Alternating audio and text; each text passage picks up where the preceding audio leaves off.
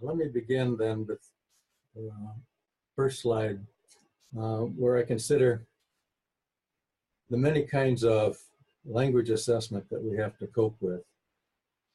The issue with language is much more complicated somehow than with other fields. For example, in mathematics, if you're going to design a test, you typically design a test that has problems. And basically those can be simple formulas that people have to compute, or word problems that they have to figure out, essentially figure out the formula and go from there. So actually designing mathematics tests is a pretty straightforward task. But in language teaching, we've got many more options, and that creates problems for us, and it also gives us many opportunities. And so this table, Table 1, presents the assessment categories, types, and scoring issues. Now, the item categories, the different kinds of items, 4 basic kinds, are receptive response, productive response, personal response, and individualized response. These are by and large my labels taken from my language testing book.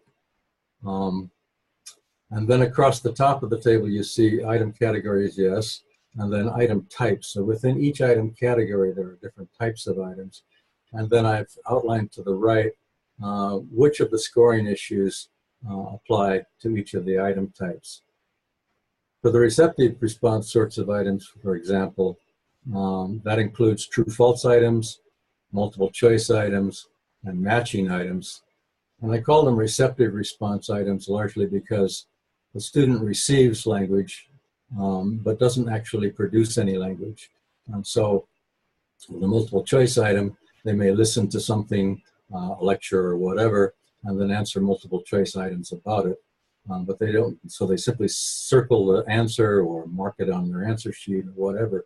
But they don't actually have to produce any language, and that's true of true, false, multiple choice, and matching items.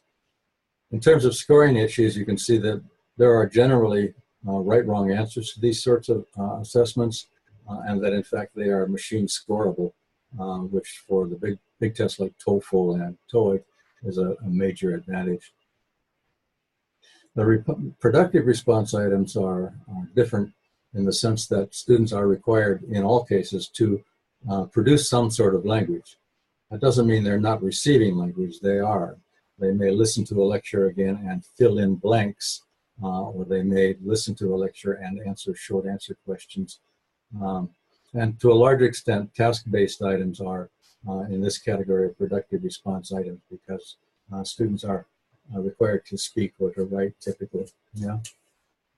Notice that only the fill-in is typically scored right, wrong, and is machine scoreable. With the short answer and the task-based items, we start to think in terms of developing multiple possible answers, so a glossary of possible answers, and maybe scoring idea units rather than simply right, wrong ideas, right, wrong answers. And the same is true for task-based items. We may want to have a glossary of options that we can accept as correct or successful responses. We may, in some cases, actually look at idea units again. But starting with the task-based items, rubrics become important, and/or checklists. So typically, when we score tasks, we'll use rubrics or checklists, and that's what I'm here to talk about today. Notice that for the other sorts of items, the personal response items, which include portfolios, conferences, and self-assessments, and for the individualized response items, which includes continuous assessment, differential assessment, and dynamic assessment, it may be the case that we can do right, wrong scoring in some cases, but mostly we're going to be concerned with glossaries of possible answers or successful answers. We may want to think about idea units, but certainly rubrics or checklists may be the best possible way to go about scoring these sorts of assessments. So basically this table is exploring the notion that some of these sorts of tests, the traditional ones like true, false, multiple choice, matching, and fill-in, are very different from the short answer, and certainly very, very different from the task-based and the personal response and individualized response sorts of assessments that we may want to do. Historically, they've developed sort of from top to bottom of this table. If you're interested in more details about this table, I've got references at the top to articles that I've written that include this table and explanations. But let's move on and talk more about rubrics. What is a rubric? Well, basically, a rubric is typically a grid set up in one of two ways. The grid will have scores along one axis of the grid and language behavior descriptions inside the grid for what each score means in terms of language performance. And I'll show you an example of that. But you would have, say, a 5, and then a description of what a 5 represents, a 4, and so forth. Yeah. The other sort of orientation for these rubrics that we typically use are B, and these would have language categories along one axis, so language categories along one axis and scores along the other axis. Then the language behavior descriptions are inside the grid, and they describe what each score within each category means, typically in terms of language performance. These two types, A and B, are called holistic and analytic rubrics. Let me explore those ideas a little bit more. The holistic approach to rubric design involves using a single general scale to give a single global rating for each student's language production. Scoring holistically results in a single score or rating, yeah, and it's a kind of a gut level single, give it a 5, a 4, a 3, a 2, or a 1. Holistic rubrics are, for that reason, often easier and quicker to use than analytic rubrics, which I'll talk about in a second. But holistic rubrics are not very useful for providing detailed feedback to students. And so as a result, holistic scoring is most often used in proficiency testing for purposes of admitting students to a program, or placement testing for purposes of placing students into levels of study. Because in both cases, that is to say, for proficiency testing and placement testing, time is of the essence. We typically are in a big hurry to test 800 students or something ridiculous like that. And so we don't have the time to deal with an analytic scoring scheme. And at the same time, we probably are not going to give feedback to the students, and that's not a priority in any case. We're just trying to get them into the right level and or to decide whether or not they should be admitted. The analytic approach is far more appropriate for classroom testing. That would be the definition above. And that involves giving separate ratings for different aspects or different categories of language for each student's language production. The teachers using an analytic rubric can give a 3, 4, 5, 6 or more scores, each of which provides a different piece of information. And that's why we call it analytic. Analytic rubrics are often more time consuming, of course, because you have to give multiple scores, and much more so than holistic rubrics. But they're typically more useful for providing detailed feedback to students, for guiding students, and for giving students an idea of what sorts of things you're looking for in their performance. So as a result, analytic scoring is most often used for classroom sorts of tests like diagnostic tests, progress tests, and achievement assessment, where the teachers may find it worth taking the time necessary to give detailed feedback to the students, and where there is time to do that. But there are websites where you can actually get help with your rubric development. Yeah. So let me give you an example. One of them is RubyStar, which I use quite regularly as a starting point for rubrics when I'm interested in doing them. And the website is there, easy enough to find. Let me go over to that right now. So I've gone to the RubyStar website. Once you're signed up, then you've got free access to this tool, which among other things has this customizable rubric development below that you see in the screen. Yeah, and there are a number of options, and some of them are more obviously part of what we do. And so oral projects, for instance, can be very useful for a speaking class or a conversation class, or for a general class. And for a project-oriented sort of approach, various products may be useful in terms of developing rubrics for students who are developing a brochure together, or a map, or a poster, a newspaper, whatever. Yeah. It's also true that the reading down at the bottom may be useful. Yeah.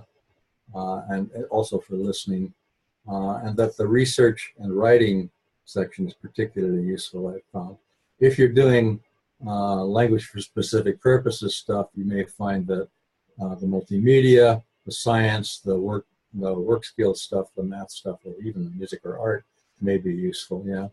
But focusing first on, say, oral projects. Yeah. If I want to develop an oral presentation, for example, yeah, I need to tell it who I am. Whoops, I need to type my name correctly. Yep.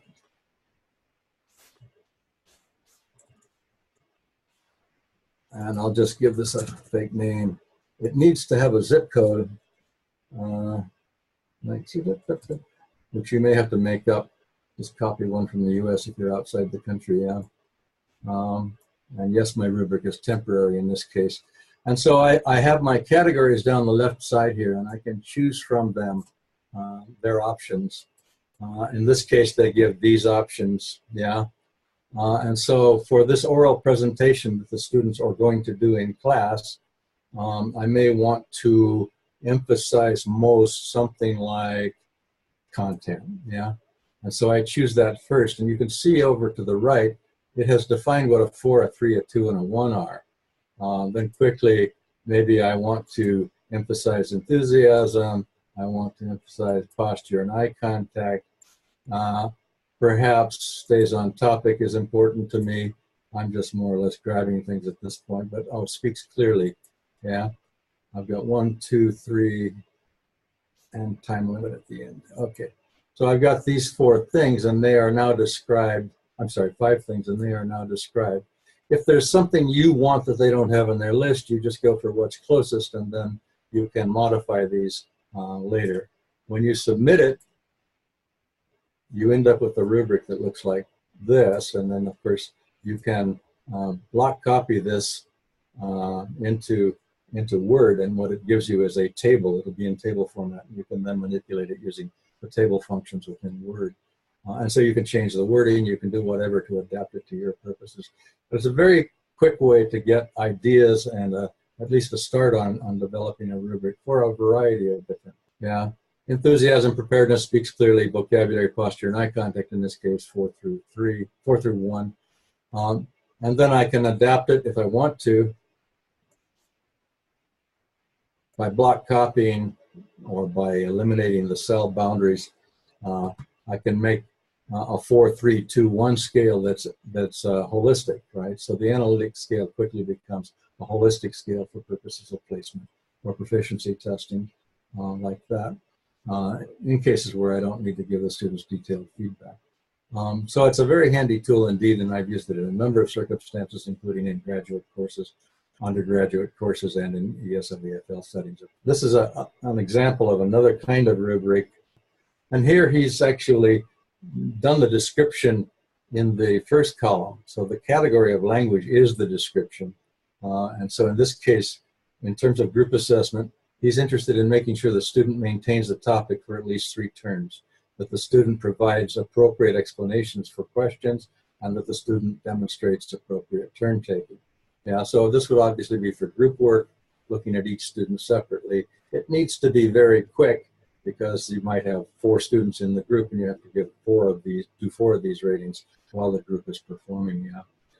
For each of these categories, then he gives a 3, a 2, or a 1, depending on whether they were at target, which would be these descriptions, approaching target, so nearly there, or below target.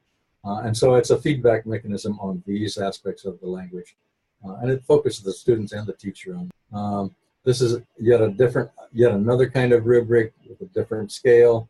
Yeah, again from the New Ways of Classroom Assessment book. Yeah.